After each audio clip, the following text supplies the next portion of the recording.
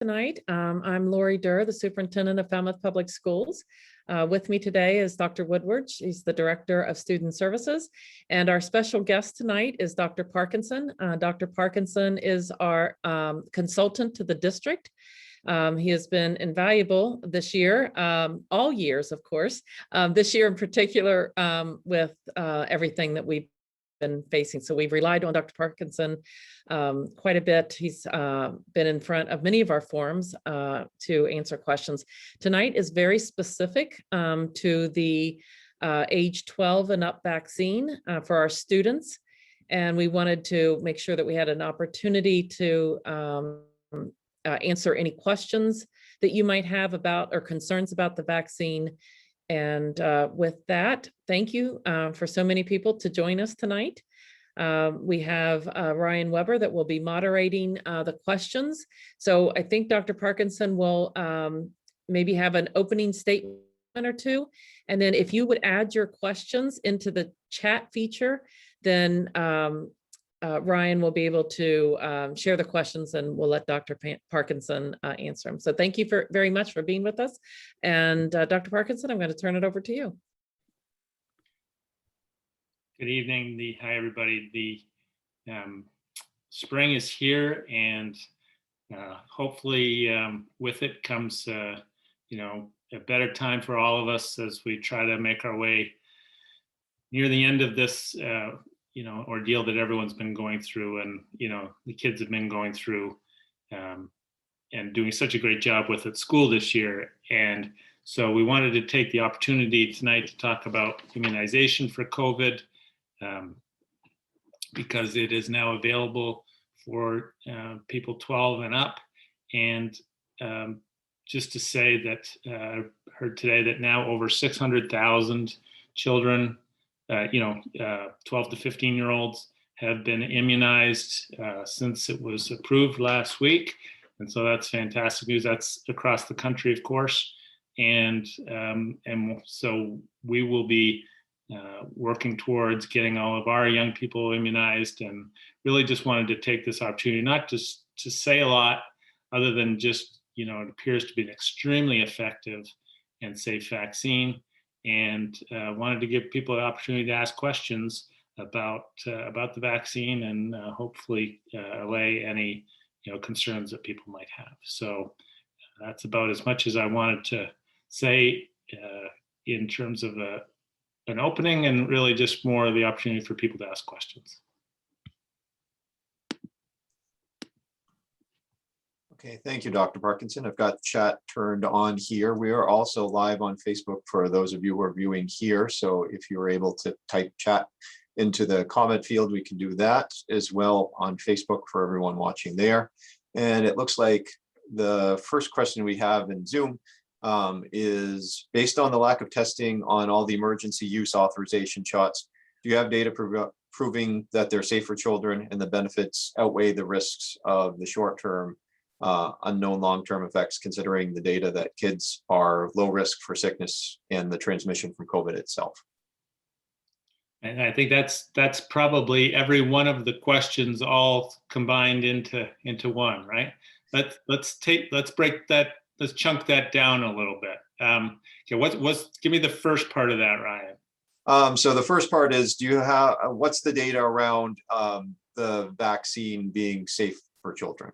Let's right. start. Okay. So essentially, in the trial that Pfizer did, and now backed up by 600,000 kids who have received it, there's been no reports of any significant adverse effects other than what you might expect from a usual vaccine. Of course, do we have long-term data? No, I can't pretend that we do. With these things, it is important to recognize that you're never comparing this against nothing. You're always comparing this against what the default is. The default from a medical point of view, I believe in this country, somewhere over 5,000 young people have been hospitalized with COVID. Thankfully, the majority of children that get COVID and young people get a mild case, and that's very good. And the question is right. It's always a high bar when you're giving something to a child who's well. That's what we struggle with every vaccine. I think probably the most salient point is what is the effect of the COVID pandemic on children as much as what is the effect of the COVID infection on children, because it's absolutely clear that the effect of the COVID pandemic on children it has been terrible from an emotional health point of view. And so the way that we're going to get past that and not have to wear masks and kids to be able to hang out with their friends and do their new normal activities and not have to go to school from home, in the long term is to get everybody vaccinated. So safety, I would say there's absolutely no data to suggest it's not safe, and you got to remember what you're comparing it against. Okay, give me part two of that. Okay, so I think part two would be so what are the benefits of the vaccine, and would you say they outweigh any of the risks, which I think you just kind of said there's not many. Right. The Pfizer vaccine was somewhere 95 to 100% effective. It's an extremely effective vaccine. And as there have been no documented risks, and in light of what I just said a moment ago, I think that's where the scale clearly tips in favor of giving the vaccine. Okay, and I think the last part of the question, if I break it down, would be, given that children are low risk for sickness and transmission itself, why would you want to make your child be vaccinated? Right. Well, I think that, there's no question that some of this is for the greater good, right?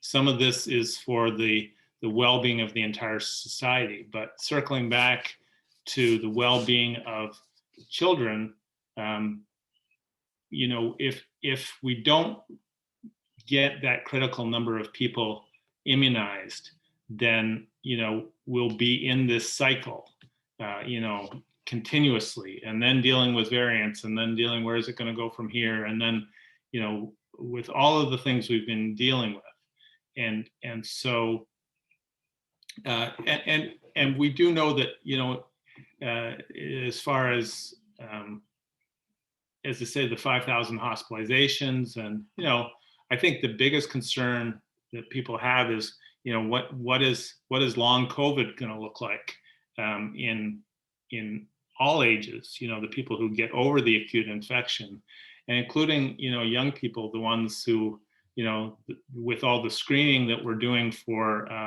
heart problems after COVID infection, is that going to be an issue? And so there's absolutely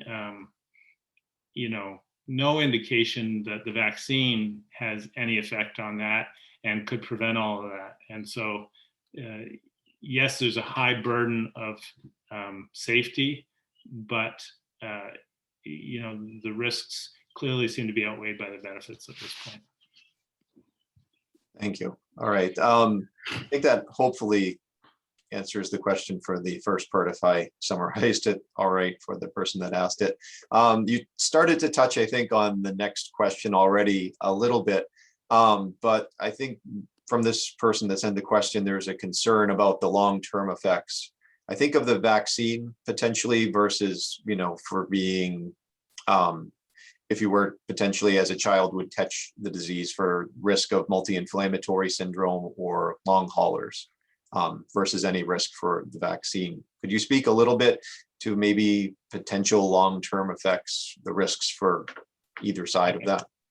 So again, in terms, some of this we're going to extrapolate from adults. I mean, there's been no evidence that adults vaccinated have any risk of sort of long haul symptoms or of the inflammatory serious condition. I mean, I'm glad that is brought up because, it's a rare thing, but when young people, the most concerning symptom or complex of symptoms in kids has been that, severe inflammatory condition, which is rare, but which is very serious when it happens. There's certainly no indication that the vaccine causes those things. Every vaccine we've ever been through, when it's first released, these concerns are raised. I mean, I could go back to the Haemophilus vaccine in the 80s, the chickenpox vaccine in the 90s, the HPV vaccine in the early 21st century, and all of these vaccines that have proven to be absolutely game changing in terms of their what they do. There were always these concerns raised, and as I say, you can never, medicine, you can never give 100% ironclad there will never be anything. Can't do it. What you always have to say is, what is the risk of doing something versus what is the risk of doing nothing? And for the long term, I think that's where we're at. Okay, I'm bouncing around on my questions. Does it make sense to do it now or wait to the fall? And do we know at this point how long potentially it might last in terms of protection? We don't know exactly how long. I mean, the fact that we don't know at this point, I guess, is a good sign because, some people have been lucky enough to be vaccinated for close to 6 months now. And there's no indication, and I think people in the studies probably more like 9 months. And so the fact that we haven't heard that there's an issue, that's a good sign. I would not delay, I know that this is an adult extrapolation, but people said, if you have a preferred vaccine and you have the option to get one that's not the one you wanted to get, should you get it? And they said, waiting a month to get your favorite out of them would cost, 6,000 lives at that point, so I would absolutely encourage people to get it as soon as it's available. Okay, great. Thank you. I've got a couple of questions that are all kind of interrelated. Does the vaccine interfere with any medications that you know of? No, there's no indication that it does. And initially, the guidance was that you should wait 2 weeks before or after COVID vaccine before you get any of your other immunizations. Just became aware today that advice is now no longer the case, which is good because we're going to start. We've had this situation in the last 2 weeks in the office where people, a lot of teenagers are coming in vaccinated and they just got their first one, or they're a week from their second one, or they're getting their first one tomorrow or something. And so we've been, we have this little gap in their regular immunizations that, is probably unnecessary. I mean, as anyone that brings their kids the vaccine to a pediatric office for vaccine knows, it's very common that we'll give more than one at once. And so it's a good thing that we seem to be able to give them with any other vaccine now. Great, thank you. That's interesting news. What are kids going to feel after getting their first and then their subsequent dose after the vaccine? Yeah, appears to be same as adults. Flu-like symptoms maybe for 24 hours sort of is the worst. We're seeing. I said to somebody recently that for 25 years I've been telling people when they get their their infants, their, shots, well, they may be off for 24 hours. You may get a little fever, feel a little fussy, or, not be a little fluish. And, and I was one of those people that was that way after my second shot. And I guess that's karma, that it sounds a lot better to say to somebody, you might feel off for 24 hours than it does to feel off for 24 hours. But just like with all those other vaccines, it's certainly worth it. Speaking as the school physician, if they are starting to feel a little fluish, is it advisable they might need to be out of school for a day? What might they be able to do to manage that symptoms potentially? Yes. So you do it just the way you would any other thing. They say, if it's something that you're worried about how they're going to be the next day, some people are scheduling their vaccines on a Friday, so they have the weekend. If they're, Dr. Dewar can plug her ears, but maybe kids will want to miss a day of school, so they'd rather get it on a weekday so that they feel fine on the weekends. I don't want everyone booking their appointment on a Friday, because that'll obviously gum up the logistics. But I think it's the same as adults, is that you try to go business as usual, and if you don't feel good the next day, obviously you're not going to plan it the day before you have something. You're not going to plan it the day before the child's birthday or something, so that they feel fluey on their birthday. But other than that, not too much special in what you're doing. Well, with that, Dr. Parkinson, then all the students are happy, because the clinics we set up at the schools are during the week. So maybe they'll get their wish and have a day out. I don't know. and just to say, the first of all, big thank you to everybody who's been involved in trying to arrange that. This is such a good opportunity to try and get up to speed quickly. Again, if you go back 20 or more years, this was kind of the routine. The kids would get their tetanus booster at school, and I think those of us who are older, you always hear stories about, you just line up and you stick out your arm and the next one will go. And then we've kind of moved away from that under normal circumstances. But there's certainly a big precedent for doing things. And I think this is exactly the right timing, the right situation to be doing it in, when you really have a time crunch, when you want to get people immunized in as timely a way as you can.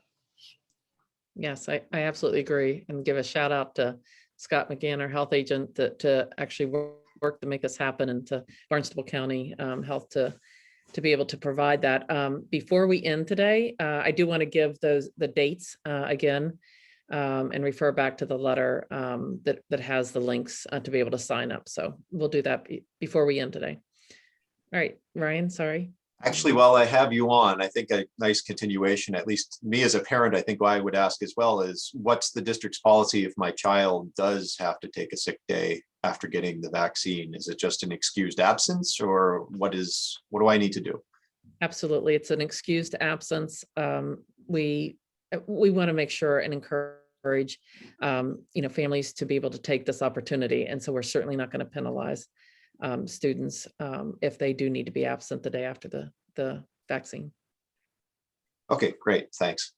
Dr. Parkinson, could you speak a little bit to the emergency use authorization from the FDA about why it is we're getting this, but it's not a typical, I guess, use authorization? Well, that's certainly, there are going to be other people who are, more versed in the FDA's, the technicality and their wording. I mean, I think, the short answer is that it's an expedited approval process because of the circumstances in which we're in. And that's all that an emergency use authorization means, as far as I understand. This is just, everything, the studies are still being analyzed, and as I read, the other day, one of the higher ups in the American Academy of Pediatrics saying is that, the good thing is, whether you're looking at the FDA or any other body that's recommending the vaccine, is these studies are still being analyzed by, immunologists and infectious disease specialists all over the country and the world. And so the process is just because it's an unprecedented time with an unprecedented need, and to delay would, cost lives. Okay, thank you. I have two similar questions, one right after the other. Does the weight of the child matter at all? They're asking, I think, because they have a smaller 12-year-old child and they're wondering about the dosage, I think, of the vaccine. Does not appear to.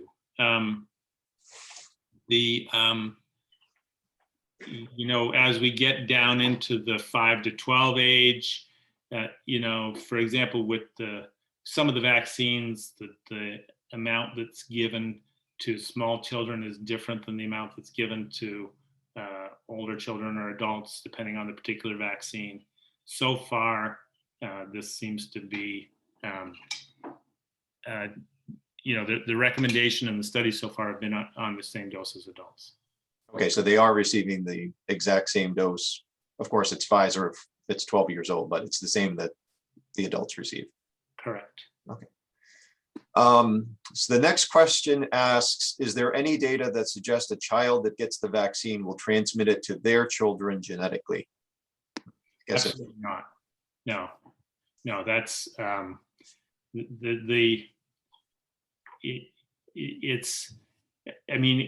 only thing, so you got to be careful about what you're looking at biochemically here. So in terms of sounds like my smoke alarm going off. If you look at, people hear the word RNA, and so they think genetic material, and so they think it's getting into the genetic material of the person that's getting it, and that's not actually what's happening. What's happening is that it's stimulating the body to produce a reaction, and so it's an immune system response. So the only way it would be transmitted from one per generation to the next is that the antibody that a mother would make could be transmitted, to breast milk, or to, if mother's pregnant, but that's actually considered to be a good thing, right? In the way that you want babies to be protected by all the things that they get protected in their mother's breast milk. But no, there's no concern about fertility or all of these things are unfortunately just have been brought up, and there's no basis in fact for any of them. Okay. Right now we are kind of at a pause for questions. I see one about resending the links for the vaccine at the schools. Again, Dr. Durr, I think I might be able to even throw it into the chat potentially, but I'm sure we want to try to get that out to as many people as we can. Could I just, I've asked, so look from from the principal from Morse Pond, Lawrence, and the high school. They're going to be sending out several times, and I can certainly send it out from my office as well. But we're going to, because it's only for Falmouth Public School students, and it's only for the students in each school. So the date and the times for the Falmouth High School are only for the Falmouth High School students. Same for Lawrence and Morse Pond. So I just wanted to make sure that we were clear on that. So you want to make sure that you use the right link when you sign up. So the principals will be sending out their own school links again. So you can be watching for that. Follow-up question, I guess, for the vaccine. So the first and second dose, I think, are both scheduled times. Are the children guaranteed that they'll be able to get the second dose if they sign up for both? Absolutely correct. That's what the second dose date will only be for those that had the first dose on the first date. So absolutely. Question after that: can parents show up at schools to be present during the clinics, and can you also speak, I guess, to who is administering the vaccine clinic?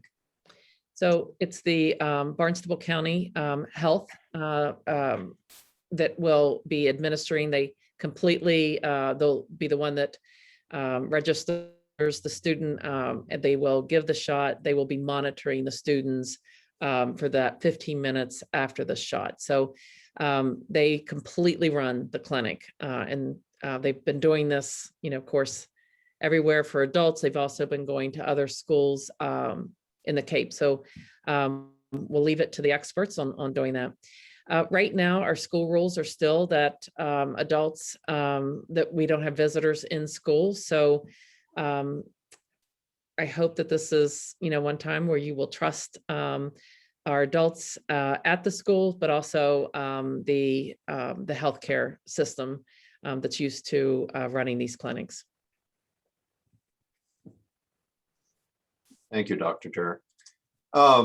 Dr. Parkinson, I have a question of my own, speaking as a father of a 16-year-old. What can you speak to a little bit about the symptoms, potential side effects of that, and how common you've seen those in your children that you've been able to speak with?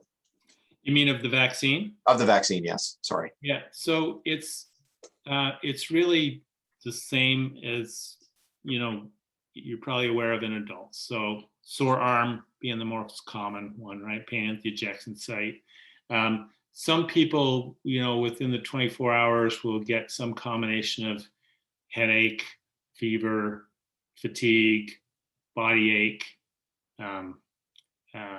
And fortunately, it's short-lived. It's, usually less than 24 hours. Great, thank you. Dr. Durr, I have a follow-up question to you. What happens if your child is remote? How do we as parents bring children to the clinic at their school? Yeah, so I believe each principal is setting up a protocol for dropping the child off, getting the vaccine, and certainly because it's only going to take, the 15-minute waiting period, 5-10 minutes addition, that we would assume that you would wait for your child. But yes, this is open for all remote children as well. It's for all students that attend the schools. And I just want to add, I just got word while we were sitting here that all three of the principals at Morris Pond, Lawrence, and the high school are sending out the links tonight at 6:30. And it's 6:30, so you may be receiving them as we're here, as we're sitting here. So the links are coming to you shortly.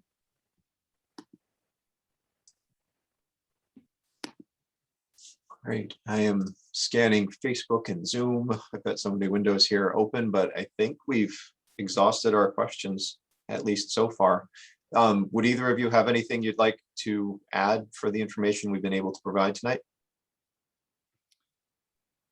I think the main thing is that, these are all good questions, and it's always hard when you're doing something that is, you've got a well child and then you're giving them something, right? And those of us that see kids on a regular basis, we see the ones where we see the negative thing that happens rarely. And so that's why, pediatricians we've seen whooping cough, we've seen meningitis, we've seen, all these things. And so we know what those illnesses look like. We've seen when measles goes bad and that kind of thing. So especially those of us who are older. So when it comes to this, the story I like to tell is a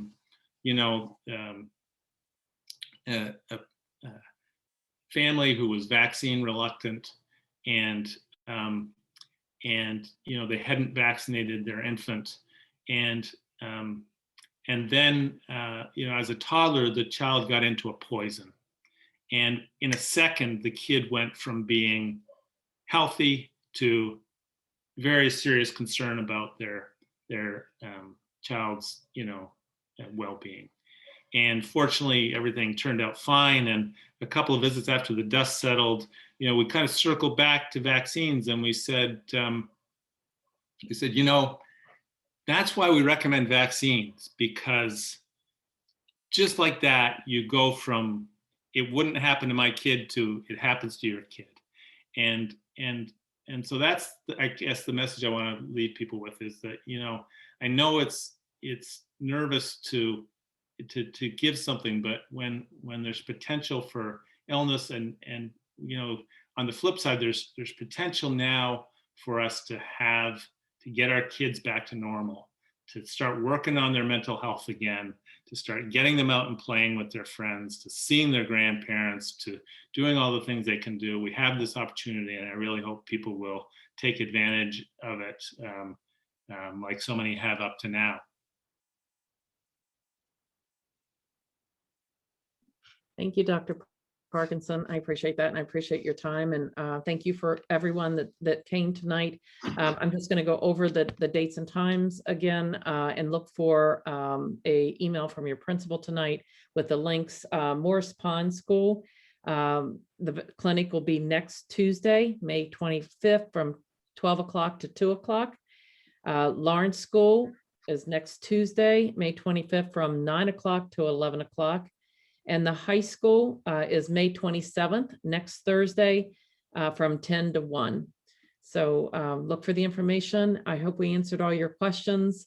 And if you have any more, you can always send an email to me, to Dr. Woodward, or our public health nurse, Jen Reisfelder, and we'll be happy to get the answers for you. I see one last question, sorry, right before we go. Would either of you happen to know if the children will receive a vaccination card, and will they need to remember to bring it with them for the second dose? So yes, they will get their vaccination card. That's a question I'll have to ask, whether they have to bring it the second time. We have record of everyone that needs to get the second shot, so I'm not sure that will be the case. So we'll get information out to you about that. It's a good question. I just can't answer it. All right. Thank you all. Thank you everyone for joining us tonight. Thank you. Thank you. Bye-bye.